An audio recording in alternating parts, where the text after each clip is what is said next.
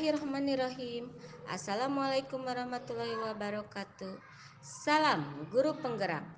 Tergerak, bergerak, menggerak. Izinkan saya Wida Widaningsih CGP Angkatan 8 akan memaparkan kesimpulan dan refleksi pemikiran Ki Hajar Dewantara. Ki Hajar Dewantara, pendidikan dan pengajaran tidaklah sama. Kalau pengajaran adalah bagian dari pendidikan, sedangkan pengajaran adalah proses pendidikan dalam memberi ilmu untuk kecakapan hidup anak secara lahir maupun batin. Pendidikan pada hakikatnya adalah menuntun atau memberi tuntunan terhadap segala kekuatan kodrat yang dimiliki anak agar ia mencapai keselamatan, kebahagiaan setinggi-tingginya baik sebagai manusia maupun sebagai anggota masyarakat.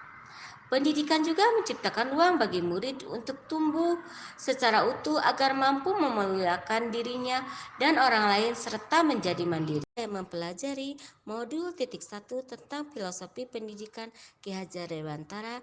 Pembelajaran yang saya lakukan adalah saya memandang siswa sebagai kertas yang kosong, kertas yang tanpa ada coretan apapun, di mana kertas kosong itu ketika kita isi atau kita coret berarti kita telah mengisi kertas kosong tersebut. Yang kedua, saya hanya mentransfer materi pelajaran. Setelah saya menjelaskan kepada siswa, materinya telah dipelajari sehingga siswa harus mampu memahami pelajaran yang saya sampaikan. Yang ketiga, ketuntasan dalam penyampaian materi lebih penting daripada memahami karakteristik murid. Ternyata murid itu mempunyai karakteristik yang berbeda-beda. Dia memiliki kemampuan yang berbeda-beda. Kadang saya menyamakan kemampuan siswa itu sama.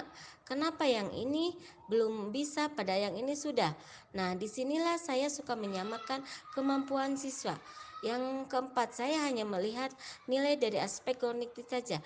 Dengan tuntas KKM berarti selesailah materi atau KD tentang apa yang saya sampaikan dalam proses pembelajaran. Setelah saya mempelajari modul titik 1, saya menyadari bahwa anak adalah kertas yang penuh coretan, samar atau buram sejak lahir, di mana kertas coretan atau buram itu kita isi dengan coretan-coretan yang indah sehingga menjadi sebuah puisi, sehingga tertanam pada jiwa anak bahwa termotivasi ingin selalu untuk mencoba.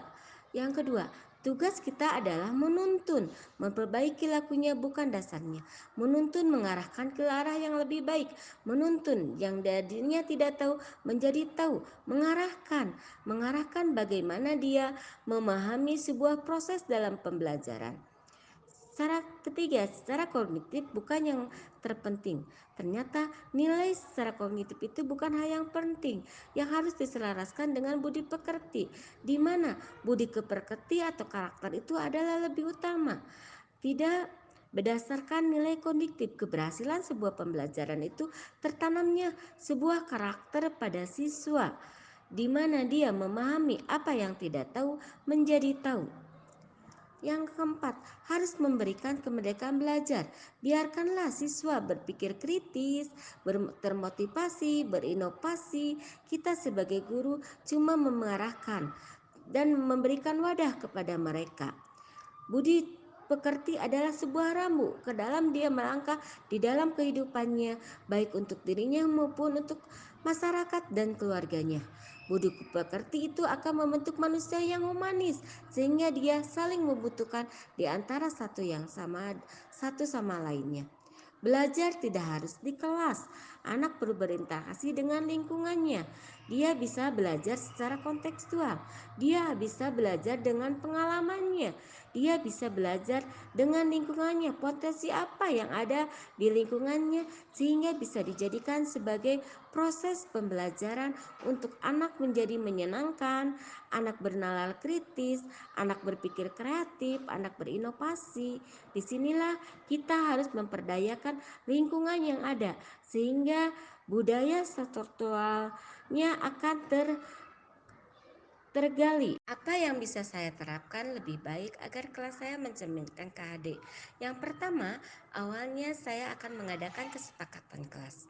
Karena yang saya pahami, dengan kesepakatan kelas itu akan tumbuh rasa tanggung jawab, karakter pada diri siswa.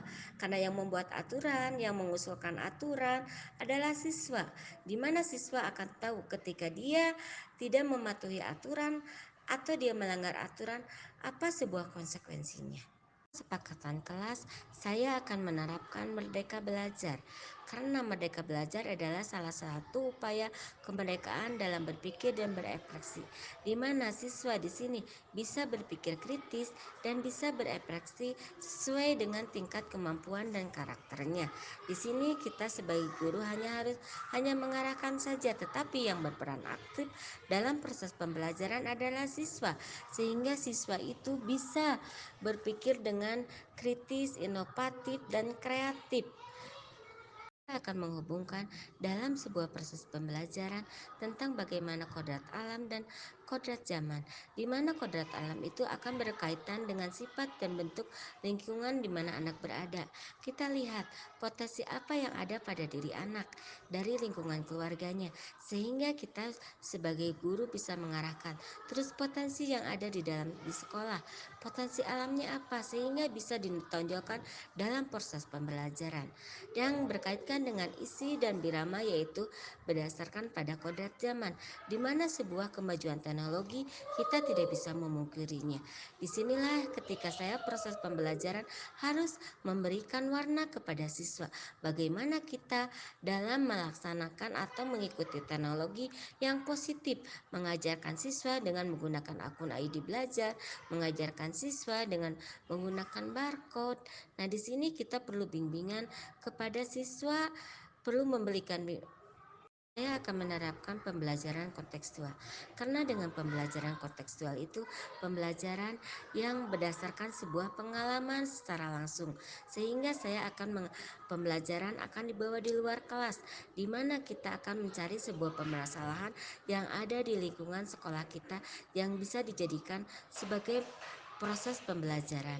Disinilah siswa ketika belajar di luar kelas itu dia akan mengalami secara langsung, sehingga dia punya pengalaman dalam proses sebuah pembelajaran. Nah, tidak lupa saya juga akan membiasakan sebuah budi pekerti, yaitu karakter yang tertanam pada siswa.